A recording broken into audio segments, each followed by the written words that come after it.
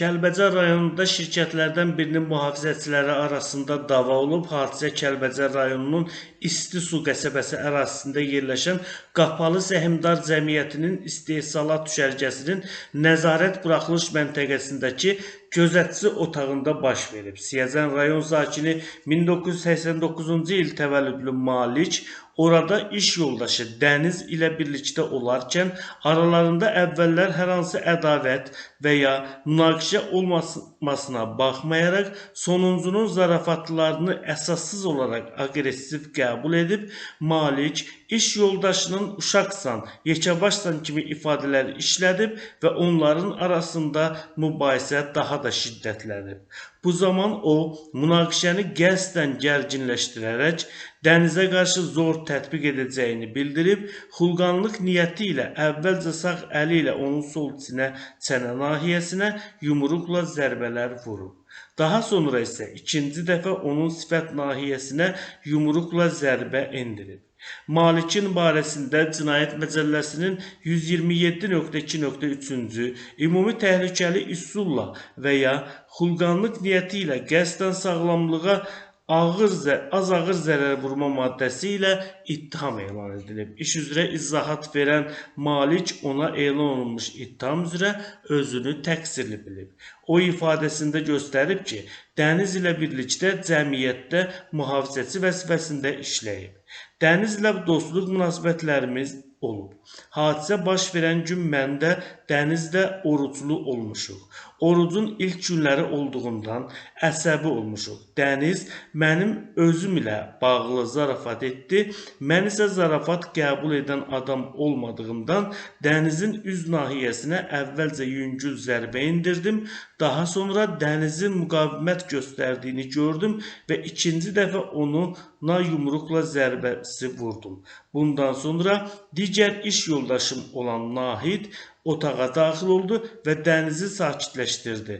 Mən isə çölə çıxdım ki, özüm sakitləşim.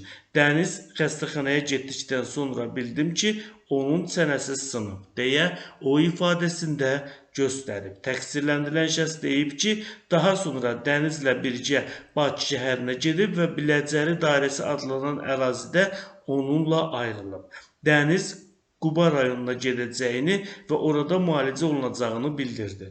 Mən onun sağlamlığına vurduğum zərərə görə müalicəsi üçün əvvəlcə 300 manat, sonradan 900 manat pul ödəmişəm.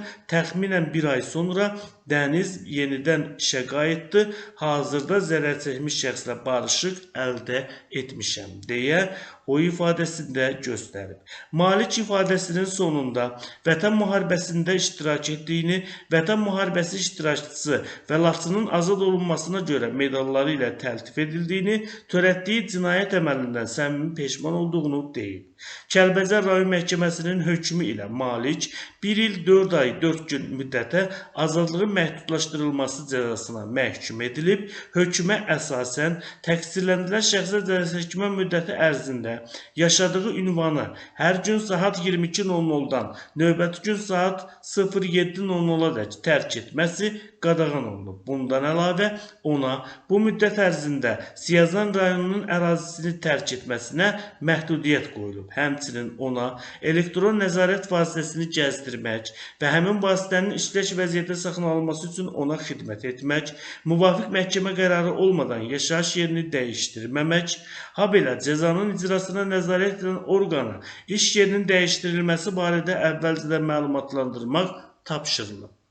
Bundan əlavə Cəlilabad rayonunda 37 yaşlı kişi qohumuna xəsarət yetirməkdə ittiham olunub. Hadisə Cəlilabad rayonunun kəndlərindən birində baş verib. 1989-cu il təvəllüdlü Təhməz fərdi yaşayış evinin həyətində şəxsi münasibətlər zəminində aralarında yaranmış mübahisə zamanı Talehin sifət nahiyəsinə 2 dəfə yumruq zərbəsi vuraraq ona xəsarətlər yetirib. Faktla bağlı Təhməzin barəsində Cinayət Məcəlləsinin 128-ci qəsdən sağlamlığa zərər vurma maddəsi ilə ittiham elan edilib. İş üzrə izahat verən Təhməz ona elan olunmuş ittiham üzrə özünü təqsirli bilib. O ifadəsində göstərib ki, məlum hadisə günü təxminən saat 15 radələrində Talehin yaşadığı evin həyətində onunla söhbət edib. Söhbət zamanı bəzən Talih nalayiq ifadələrlə zarafat etdi. Ona bir neçə dəfə nalayiq ifadələrlə zarafat etməməsi barədə xəbərdarlıq etdim. Bu zaman Talih etdiyi zarafata davam etdiyini, onun sözlərimə məhəl qoymadığını gördüm. Bundan əsəbləşdiyim üçün aramızda mübahisə yarandı. Mübahisə zamanı Talihin üz nahiyəsinə 2 dəfə yumruqla vurdum. Zərbənin təsirindən Talih yerə oturdu. Mən isə oradan uzaqlaşaraq yaşadığım evə getdim deyə təqsirləndirilən şəxs ifadəsində göstərir.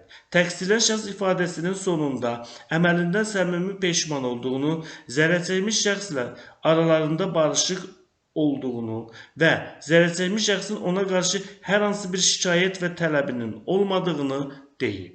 Cəlilabad rayon məhkəməsinin hökmü ilə Təhməzin zərərçəkmiş şəxslə barışması nəzərə alınaraq onun barəsində olan cinayət işinə xitam verilib, o cinayət işi məsuliyyətindən azad edilib.